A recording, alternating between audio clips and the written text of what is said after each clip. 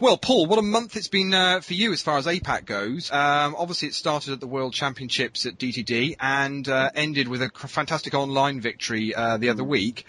Prior to your Dusk Till Dawn performance, what's your poker experience been, and how have you come across APAT? Well, I've been playing for the last 2 or 3 years, really. I've been playing online. And I was also helping out in a poker league that a partner of mine was running. We sort of formed a company called Poker Down the Pub. And I just carried on playing from there, really. And Dusk Till Dawn opened, and we had some affiliate agreement with Dusk Till Dawn, and I started playing live at Dusk Till Dawn, if you like. That's where I gained my live experience from. And just carried on from there, really. Carried on plodding on online and playing live at Dusk Till Dawn, played some of the 300 events, played a couple of Gala Tour events, and sort of just taking it from there, really. Excellent. Now, obviously, the World Amateur Championships, you turned up on the Thursday for the Omaha event as an alternate. That's right, yeah. I was the last alternate to get on. I'd sort of heard of the APAT in the past, but not sort of played any of the events. And I was just browsing the net, really, looking for a game to play. And I was on the Dusk Till Dawn website and noticed that they'd got this amateur event at the club at the weekend. And I followed the links, went to the APAT website and tried to get a seat, but obviously I realised that, such as the demand for the APAT tournament, the tickets had sold out. So I've made a post on my first post on the APAT forum saying, you know, is there any chance I can get a seat, or have they all gone? Yourself replied saying, no, but if you get down early enough, you might get on the reserve list. So I got down there ASAP. I was there about 20 minutes before the doors opened, and when the doors opened, I got there number 2 on the reserve list. Unfortunately for me, that was the last reserve and also the best reserve. Yeah, no, it seemed in that tournament you were fairly steady throughout, and obviously then made the final table. Were there any significant moments on the final table? In the interview that you did for me going into the final table, I felt quite comfortable. I'd not there's a couple of guys I'd felt a bit rough against through the tournament.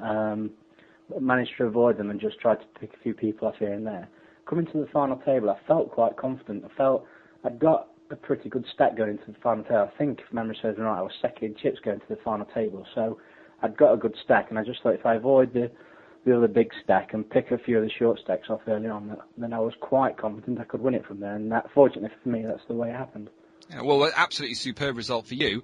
Then that led on to the World Championships main event. Now, you played on the Saturday on day 1B, again as an alternate. Yeah, I tried to get in this time. I tried to buy a seat through the seat exchange on the APAT website. I just missed out on a few, actually. But again, with me living so close, I only live 15 minutes away from Dusk Till Dawn, so I was down early again on the alternate list. I think I was 4th on the list, 3rd or 4th. Again, I was the last alternate, but I managed to get into the tournament and had a good run. Yeah, as you say, day one again, it was fairly steady. You were one of the chip leaders at the end of I was actually day one. I was day 1B chip leader. Yeah, day 1A. I'd not got as many chips as the day 1A chip leader, but I was day 1B chip leader. Excellent. Now you made it through to day 2, to the final day. What was your thoughts going into day 2, as you said, as one of the chip leaders? It's a good question, really, because this was only something like the 3rd or 4th day 2 event I'd played. The previous day 2 events, I'd gone to bed late and, you know, wasn't particularly feeling up to it, but I felt quite refreshed, quite up for the game. I'd spoken to quite a few of the players the previous day because quite a few of them recognised me from winning the Omaha event the previous days. And I just felt comfortable. I said to Des Duffy when he was asking me about the tournament later on, I felt comfortable the entire weekend. And it's the first time in a long time that I actually felt comfortable during any one situation. I seemed to know where I was pretty much in all the ends, you know, and it was really helpful, basically. It helped me win the tournament, I think. It helped me win the Omaha tournament. It helped me run so deep in the No Limit Home tournament. As I say, yeah, you made it through to, obviously, it was down to 2 tables, and then we were at bubble time for the final table, and you unfortunately just missed out on making that final table. Any regrets with any hands there, or do you just feel that it played itself? It played itself, really. The key deciding hand for me really was 2 hands, really. When there was about 18 left, I had pocket jacks against King Queen. He flopped a queen and I rivered a jack. That kept me in it. And I got quite a few chips after that, and I was doing quite well. But 10-handed, I raised with King Queen and got called by Ace King, but he sort of disguised the strength of his hand by not re-raising, and then he was first to act on the flop, and he checked and I bet, and he re-raised all in. I snap called thinking I'd got the best hand, and obviously we both flopped to King, and he was miles in front. And one thing I do regret really was not keeping a 9 at the table. If I'd have kept a 9 at the table, I'd have realised there were 2 guys short stacked. I probably could have limped into the final table. It would have been nice to have 2 final tables, but as ever, I'm just constantly thinking about winning it, and was thinking about taking the chips from the next pot to build the stack. Shoved with 10-6 and got snapped off, and that was that, unfortunately.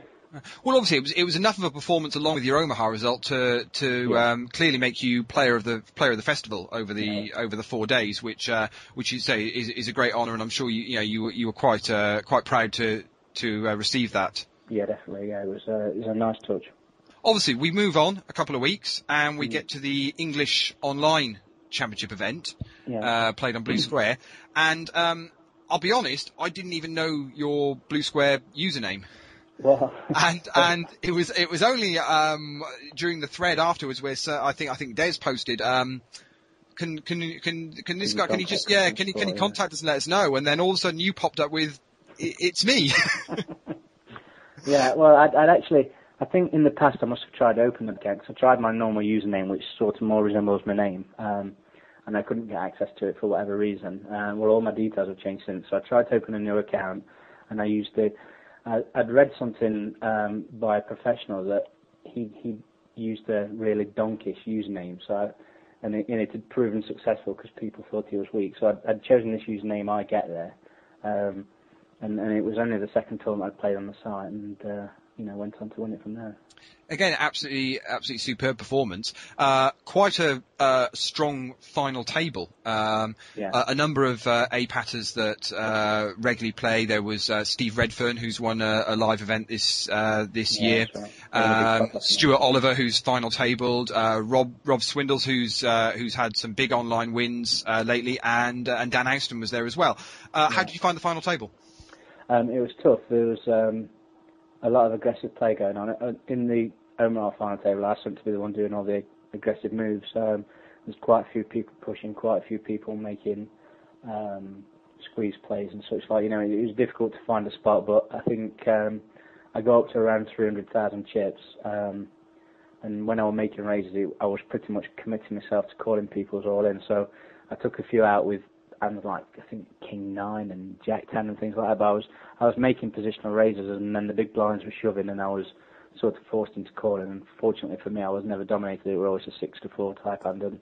I mean, I reckon that the tally in a month's APAT for you is roughly 2 titles, 2 gold medals, a few £1,000, 18 national ranking points, 18 online ranking points, and obviously also a seat in the Champion of Champions event later on in the year at the GUKPT. Yeah, I'd not actually thought about it like that. Obviously, I've had the money and investing it well in beer and such like, and enjoyed myself and been playing some more tournaments, but I've not thought about it like that. It is, the more I think about it, the more it rings nice. I'll definitely be in Bolton. I'll be there in Bolton to see everybody again. Fantastic. Now, how will you approach the Champion of Champions event later on in the year at Luton? Obviously, that will be playing against a number of other APATers that have qualified through winning titles, but also will be up against a number of professional players as well. The gist I get from reading the website is that a lot of the stronger players are going to have more chips because the stronger players will have won a couple of GUKPT events, or they'll have racked the chips up. So I'm going to be sort of middling chip-wise, and some of the top names are going to have a deeper stack as such. But pretty much the same way I approached the No Limit Hold'em event, really. The structure's in such that you've not got to get too worried about the hands early on, and try and make the hands later in the day, if you like. So I'll just go play a reasonable game. Well, all I'd like to say is congratulations on probably what is the most impressive welcome to APATs to date. And we look forward to catching up with you with Bolton, and good luck there. Lovely. Thank you very much. Cheers, Paul.